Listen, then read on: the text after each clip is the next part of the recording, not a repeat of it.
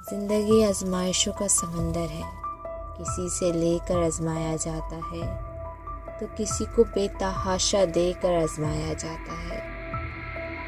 بس کہیں صبر کی اور کہیں شکر کی آزمائش ہوتی ہے۔ آزمائش میں اللہ اذیت دینے کے لیے نہیں بلکہ کچھ سکھا دینے کے لیے ڈالتا ہے۔ جتنی جلدی سیکھ جاؤ گے اتنی جلدی وہ دور ہو جائے گا۔ یا اللہ، آزمائش کے قابل نہیں ہیں ہم، بس اپنی رحمت سے نواز دے۔ رسول اللہ صلی اللہ علیہ وآلہ وسلم نے ارشاد فرمایا، جب اللہ کسی بندے کو پسند کرتا ہے تو اس پر خوب آزمائش ڈالتا ہے۔